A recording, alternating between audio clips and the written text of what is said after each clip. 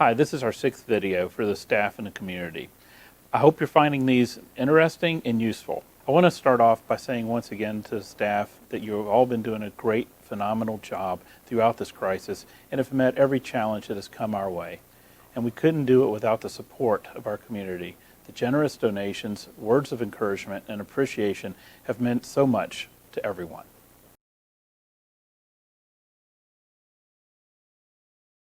So we do have good news to share. Since Memorial Day, Sarasota Memorial has seen a significant decline in our COVID-positive patients. We are actually down to 10 patients today, which represents less than 2% of our overall patient population. And even better news, no COVID-positive patients in ICU today. We've been able to safely discharge now 127 COVID-positive patients through this crisis.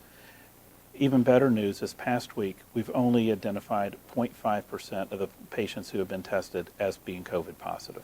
With all that good news, I think it's important to know that we don't really know what's going to happen with COVID into the future. So we need to stay vigilant and make sure that we continue to be prepared for whatever could come across our doors or through our doors. We believe it'd be premature to let our guard down at this point in time.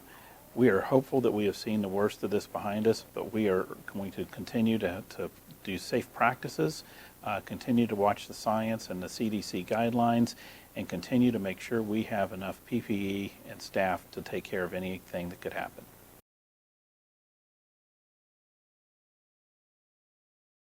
One of the most difficult decisions that we've had to make is restricting visitors to our facility.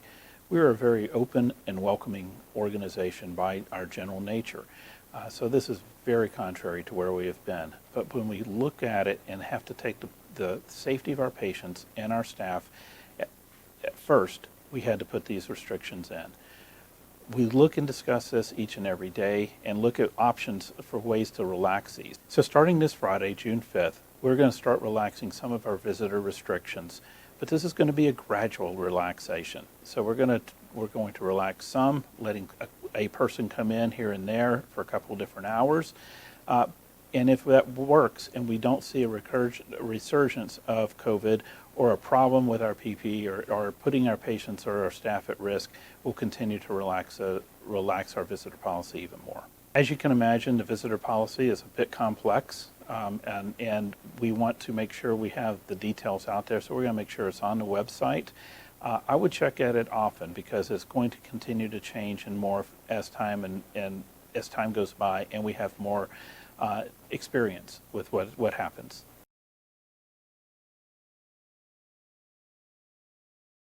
So I get asked a question about our volumes all the time, and are we where we want to be? Are we back to normal? And it's a complex answer.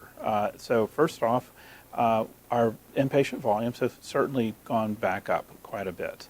I would tell you, I think we're about 90% of where we should be at this point in time in the year, which is, I think, an incredible place to be considering we were just at the end of March this year. As far as surgeries go, our surgery volumes are very robust right now. We're kind of at the surgery volumes that we should have been at this point in time, so we feel very good about that. As far as outpatient business goes, we're still not quite where we need to be. Our ER is still running at about 30% less than where it normally has run. Our urgent cares are running probably 40% off of where they have normally been. And our first physician group offices are probably running overall around 80% of where they should be. One of the changes that we made this week is we've reopened Bee Ridge Urgent Care. So now we have 5 of our 6 urgent cares operating 7 days a week, 8 to 8. So we've been talking to the community about not delaying your care for the last couple of these videos, and our communication has all been about don't delay care. You could be putting yourself at a long-term risk.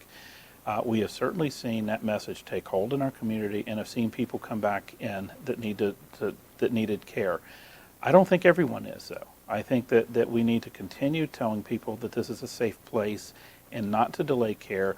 I mean, it is vitally important that if you're having a heart issue or if you're having a stroke or if you're having other things that are going on in your body, that you need to come in and get that taken care of.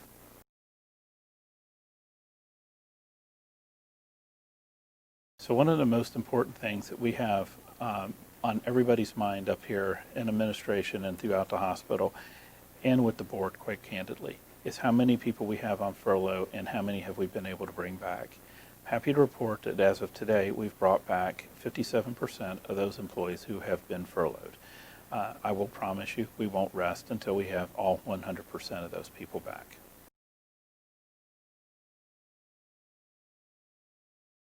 So we have another milestone today. Today is the official start of hurricane season. I just want everyone to understand and be aware that this organization is fully preparing for hurricane season. You may not hear about it a lot because we're still concentrating on the COVID crisis, but our emergency teams, our department directors and administration and the board are all equally worried about it, and we want to make sure we're completely prepared in case we have a bad hurricane season, while we're all wishing for an easy one this year.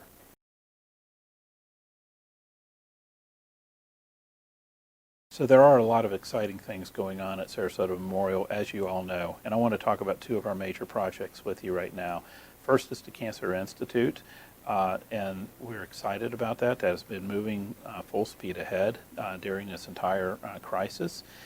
We are opening our first oncology center, our radiation oncology center on University, August 3rd. We're excited about that. We're ready to go and ready to start seeing patients. The main cancer tower, or phase 2 as we call it, is still on track. That is scheduled still to open in the fourth quarter 2021. We're very excited about it. Our other major project that we have going on is the new community hospital we're building in Venice. I gotta tell you that it's a gorgeous looking building right now, and all it is concrete and steel. But it is going up very quickly. You can see it from Laurel Road or the interstate.